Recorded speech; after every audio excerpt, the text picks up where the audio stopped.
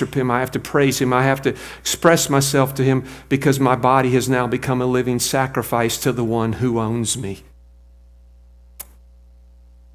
I love the picture of, in Exodus, of the ownership of one human being owns another human being. I know we don't like that picture, but until we reversed that thing in American culture, it was just a norm throughout history of mankind. And God used this nation to reverse the mindsets of what that is, one human being owning another human being, but it was all normal through history. And in Jewish culture, it was very normal, and you could own a slave for 6 years. And at 6 years, you could set him free. But a servant could come back to the master and say, I don't want to be free. I want to be owned by you. And the Bible says that that master would take that servant to the doorway, put his ear against the doorway, and take an awl and pierce his ear. And the piercing would reflect the ownership of that master. What a powerful picture. Paul says, I'm a bond slave to God. He's saying, I'm not owned by force. I'm not owned by law. I am owned by God because I have bonded myself to Him. And we can't be separated. He owns me. He owns me. Redeemed. I have been purchased by God. And we've got to get out of this American church culture mindset that we've got this free, cheap grace thing that saves us, and now we can go do whatever we want. And it's all just covered by grace.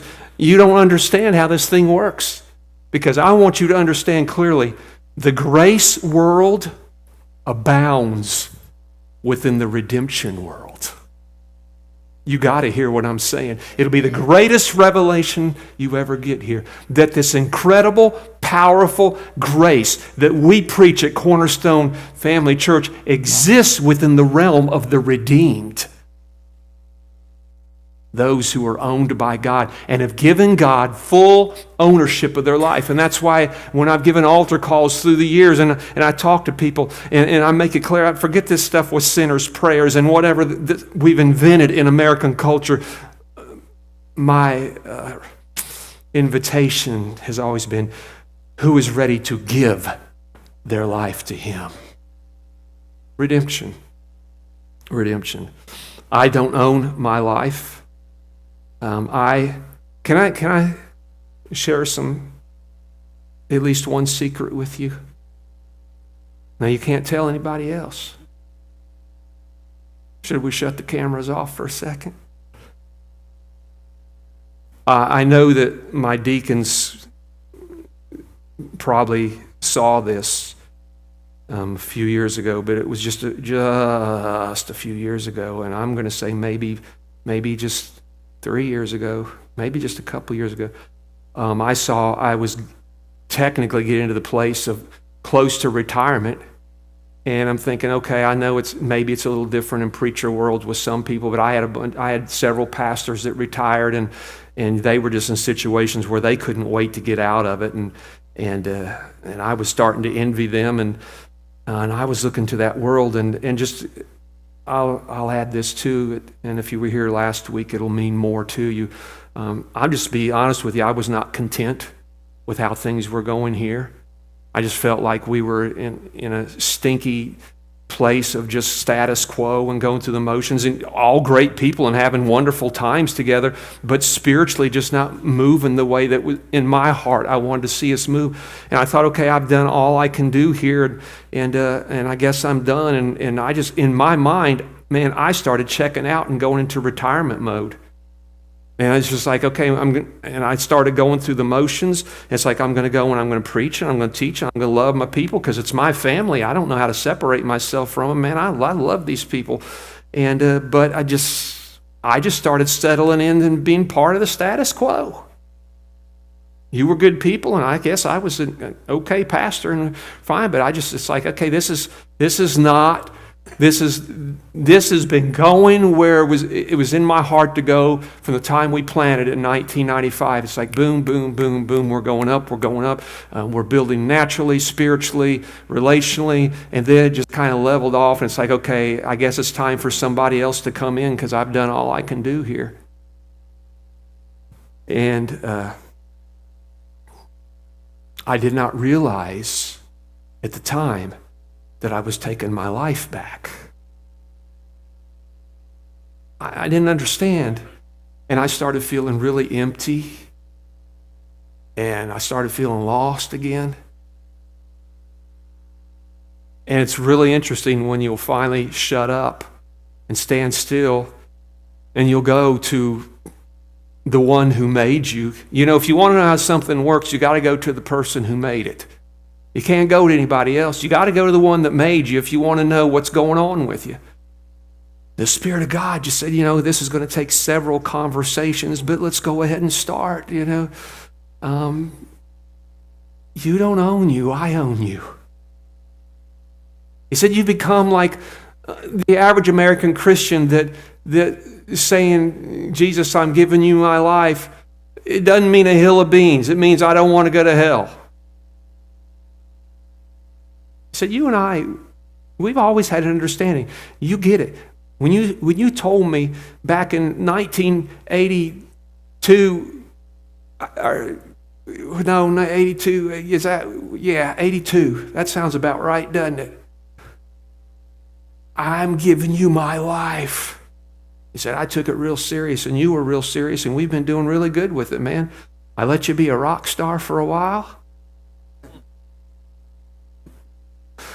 And then I let you be this world traveler, doing missions for a while, going to countries and jet setting here and there. It was crazy, man. He said, I let you do all kinds of things. And then you were so serious about it when I said, and now I want you to plant a church. You didn't even argue with me, but like 3 months about that. You finally gave in because you understood that I owned you. And now it seems like you don't understand that anymore. He told me, he said, did I tell you I was done with you? Did I tell you it's time to retire? Long story short, I got through that thing and I let him regain possession of my life, and I re-entered the realm of redemption, and I got my second wind, and he pumped me up, and I've never been more energized in my whole life as I am right now when it comes to Cornerstone Family Church, ministry, where we're going. I'm going to take you places. If you go kicking and screaming, I'm still going to drag you there. You're going to get there. We're going to get you there. Yeah. I'm never going to settle back into just say, okay, we're in status quo. We're just kind of cruising along. We're going to rip the cruise control completely out of this place. And I'm going to be like Mark, let's see. Who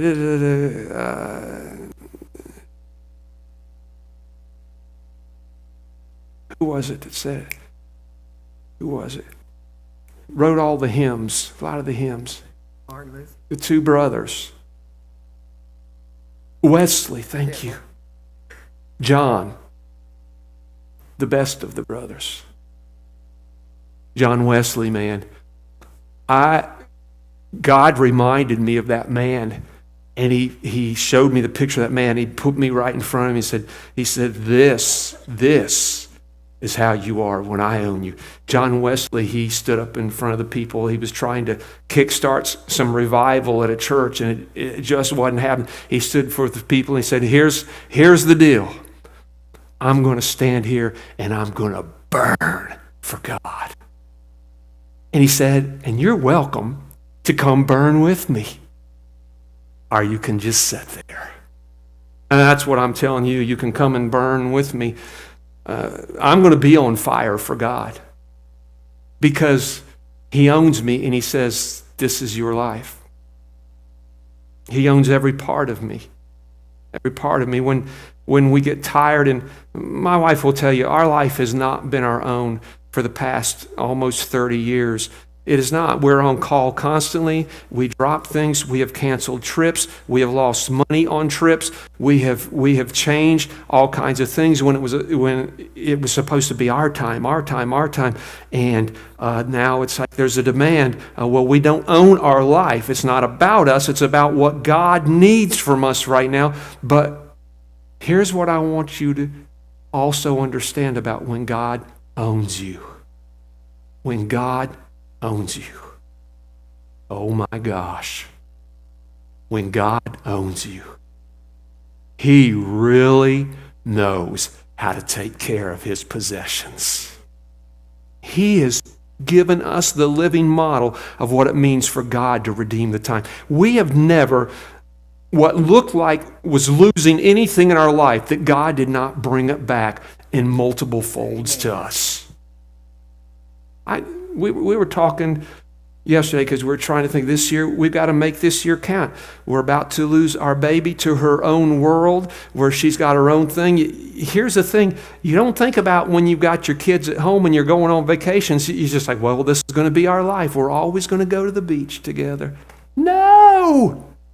It changes, and they meet terrible people and fall in love, and they get married and they forget all about you. And if they come to see you, it's only because they're sick of hearing you beg, and they've got their own world now. And we said, this is probably about our last year to make it count. And so we're looking at things and some trips and some things we're going to do. But we were talking about, I told her, was it yesterday morning, I think we were getting ready to go out for the day.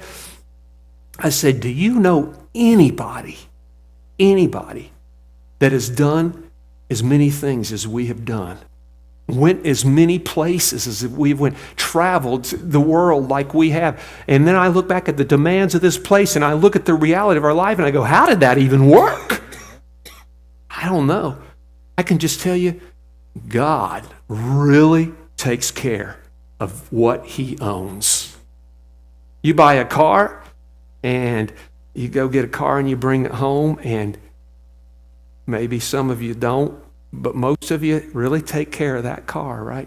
You wash it and you change the oil and you buy all kinds of, remember when you're young, you'd buy all kinds of fancy things to put in your car and on your car, and it's just like, man, it was just, we knew how to gypsy up our vehicles, man. It was awesome. I meant that in a kind way. If you're here today and you're from Romania, like my wife, her ancestors are from Romania. She's a full-blown gypsy. If you don't believe me, look at her. Come here, woman. Come here. Come here. Come here. Come. Listen to your husband. And you were up on the stage early, like, I'll hold you. Let me have it. Look at that. That's cowboy gypsy.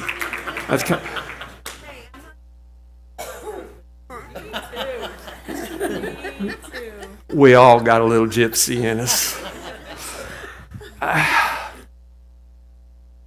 Oh, look. If you've been here, you know I'm no different than you, man. Things attack your body and things break down, and Lord have mercy, it's like one thing after another the older you get. And then it's like you aches, pains, and we're griping and we're always talking about it. And then you look back and it's been a year, 2 years, 3 years, 4 years since this happened and that happened. And you look at your life and you've just been plugging along. You've been doing great and you've been enjoying life. And it's like, oh my gosh. And you learn in your weakness, He's made strong. Everything the enemy means for your destruction, He turns for good. All things in your life because you love Him, and now you are called to His purpose, which is ownership. You just see that everything works for the good in your life, and you look and you see that. And then you look at other people who call themselves Christians, and you see that ain't happening in their life. They are struggling, and they can't relate to anything I'm saying right now. And if I sat down and I have a conversation with them, or maybe they're realizing it right now, yeah, I think I just found the problem. I really have not entered the realm of redemption. You're owning your life. You're going to church. If you're sitting at home and you're listening to me today, you're going through some of those little motions of being a Christian, but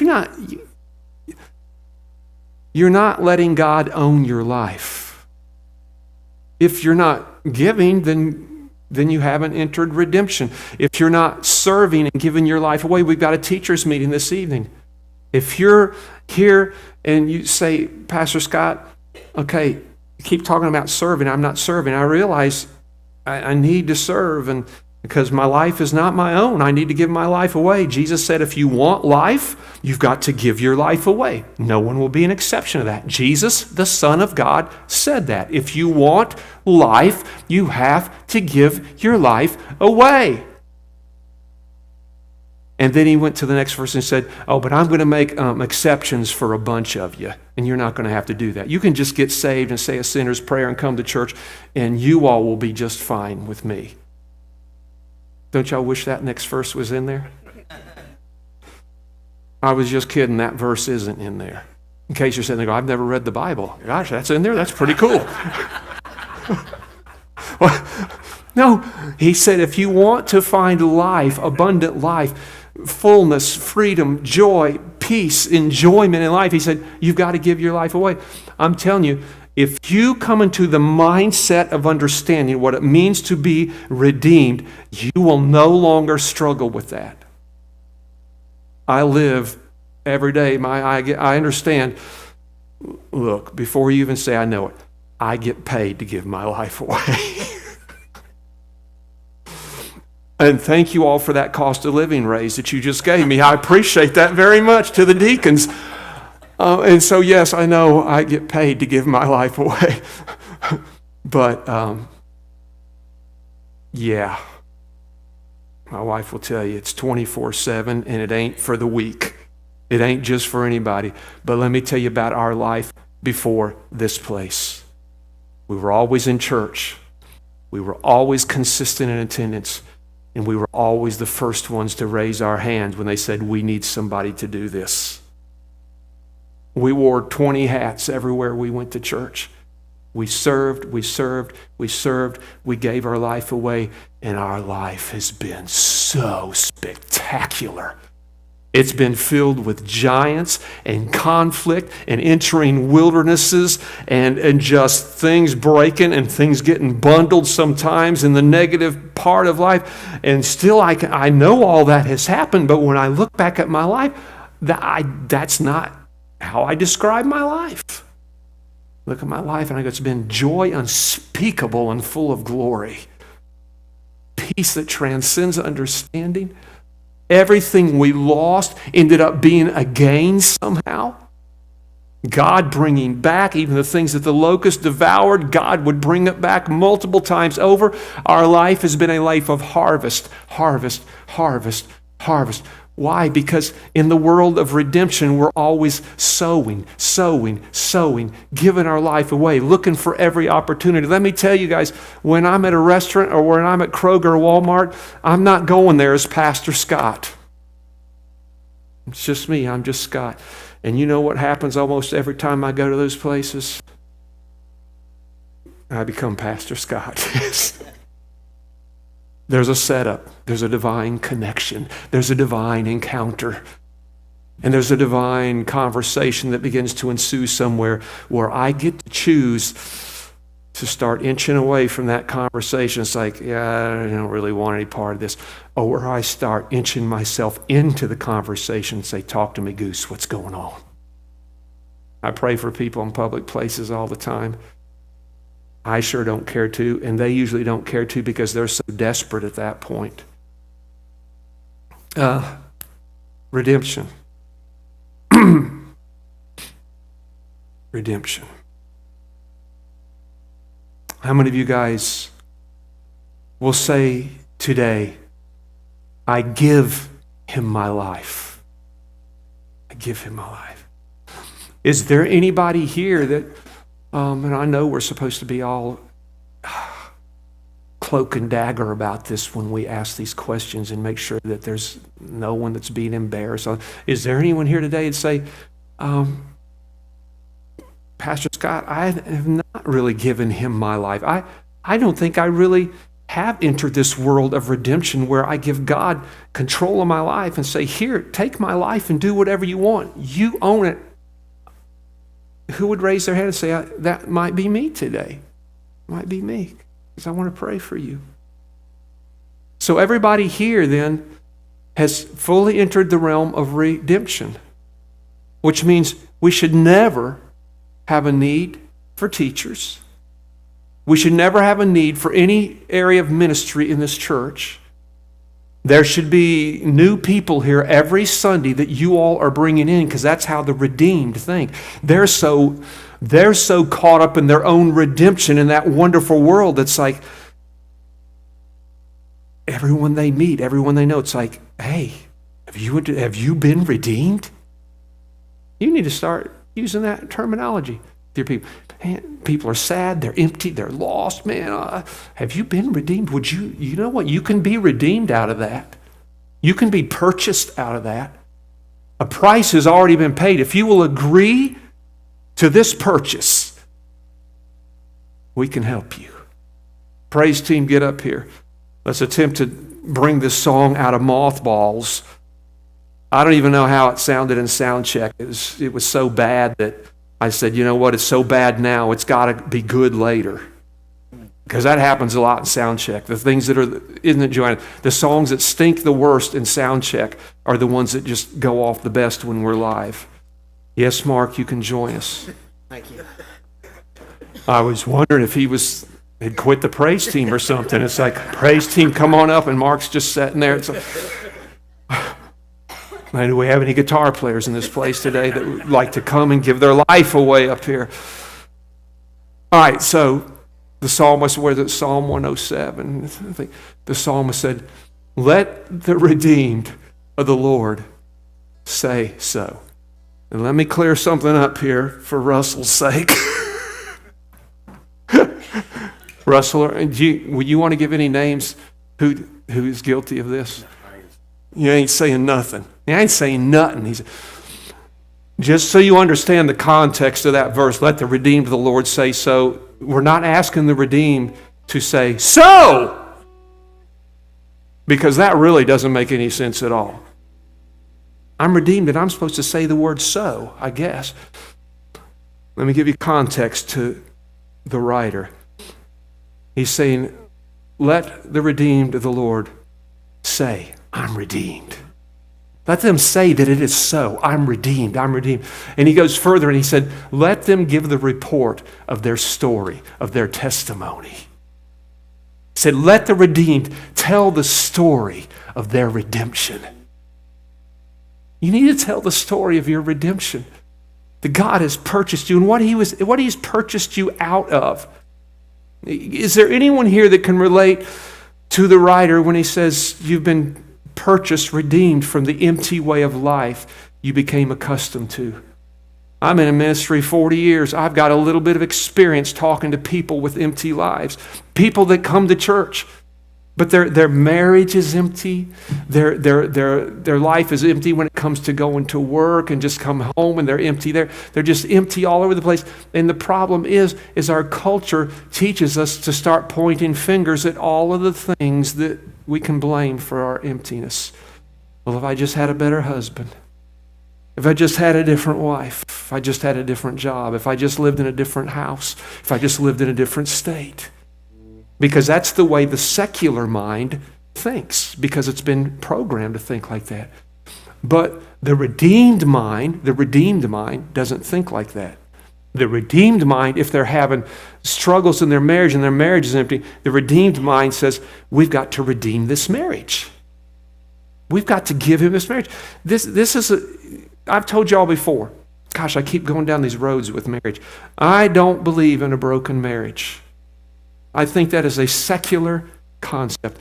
A marriage is what? It's a contract, an agreement on paper. If you come to me and get married, you bring me these papers from the courthouse, and I sign my name on it, and then I give it back to them, and they look up my name to make sure that I'm an official witness of the state. That's all I am, and so that they can do their paperwork. And so what's breaking there? The piece of paper? What? Listen. There's not such thing as a broken marriage.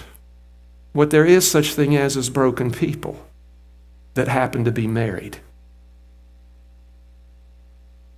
People come to me for marriage counseling, and I say, I want to meet you one at a time. After we meet together, now one at a time, because I see you're broke, and I see you're broke, and if we get you whole, and we get you whole, and we bring you back together, guess what the marriage is? It's whole. Our whole life is like that. We've got to let God redeem our marriages, redeem our mindsets, our perspectives. I watch the news, and it doesn't matter what sequence we're in politically with presidents, there's always half the nation falling apart. We're so soft and we're so fragile, and oh gosh. The redeemed mind looks at it completely different, because the redeemed mind looks at through the eyes that I'm owned by God, and all the earth is his, and all that's in it also, and the king's heart is in the hand of the Lord, and kingdoms rise and kingdoms fall, but the kingdom of God will continue to increase and increase. And the redeemed mind looks at all that differently. And so I sit back and I just laugh and have fun with everybody through every election cycle and go, you bunch of idiots. Everybody just like, oh, this is going to be terrible. As far as I know, the king has not fallen off his throne, and he's never surprised by anything. And he knows what's going to happen before it happens, so his plans are put in place accordingly to what's going to happen before it ever happens, to work for the good of those who love the Lord and are called to his purpose. Period. Exclamation point. That's how the redeemed mind looks at life. The redeemed. All right. If you feel like you would like to come up here and help these people while we put this train wreck into something that might actually produce today, let the redeemed of the Lord say so. I am redeemed. I am redeemed. I'm redeemed. Come on, let's proclaim this, but not till I get up there.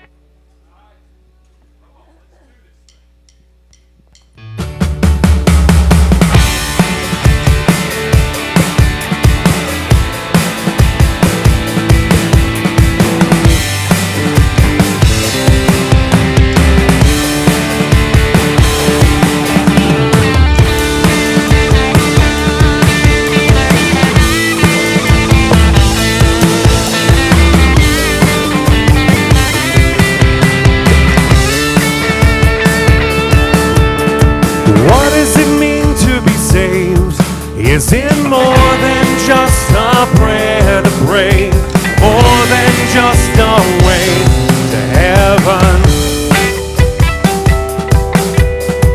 What does it mean to be his, to be formed in his likeness, know that we have a purpose, to be salt and light in the world, to be salt and light. Here we go! Let the redeemed of the Lord say so. Let the redeemed of the Lord say so. Let the redeemed of the Lord say so.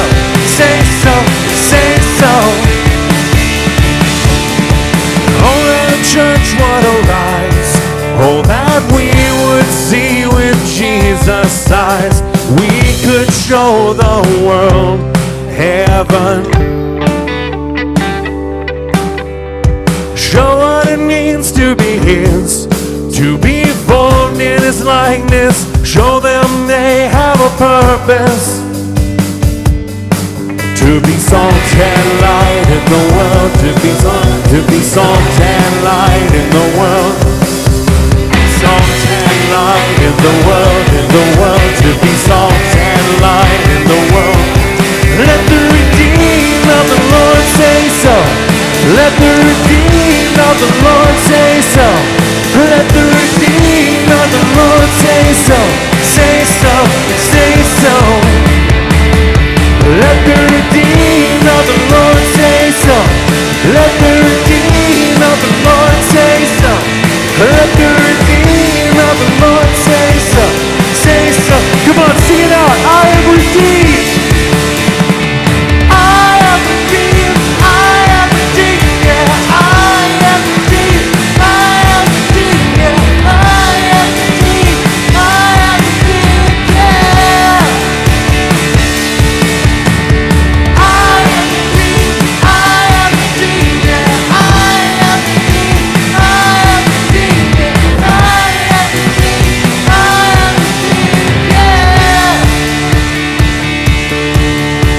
salt and light in the world, to be salt and light in the world, to be salt and light in the world, to be salt and light in the world, to be salt and light in the world, the world, the world, the world.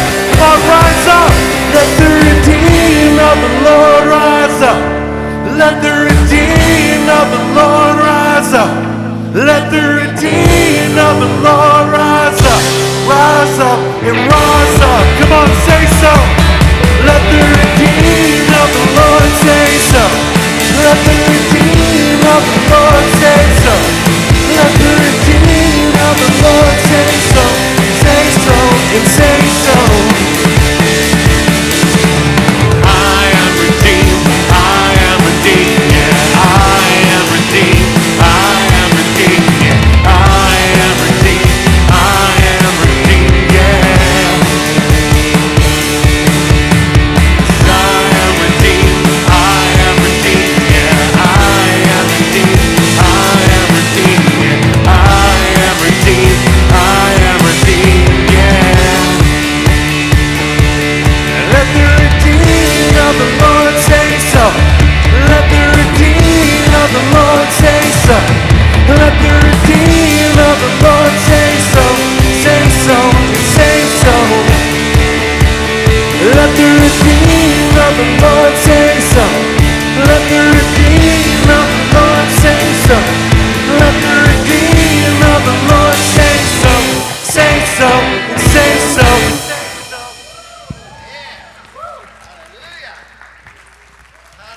You guys have a great day.